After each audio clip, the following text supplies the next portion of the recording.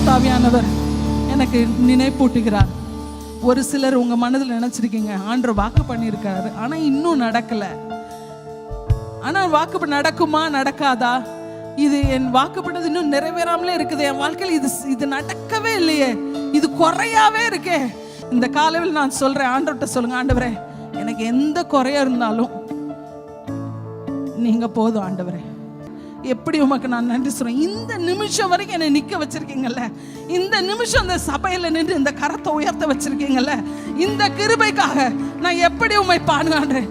வாழ்நாள் எல்லாம் ஆண்டவரே உங்களை தவிர எனக்கு ஆசை இல்லை, நீங்க எனக்கு கூட இருந்தா போதும் ஆண்டவரே. லார்ட், நான் எனக்கு இந்த ஊழியம் வேணும், அந்த ஊழியம் வேணும், எனக்கு அது வேணும், இது வேணும், நான் உங்க சமூகத்துல கேட்கல ஆண்டவரே. நீங்க போதும் என் வாழ்க்கை முழுவதும், எனக்கு வேற ஆசை இல்லை. Let us get passionate towards Jesus this morning. ஆண்டவருக்கு நேரா நம்முடைய இருதயத்தை திருப்புவோம்.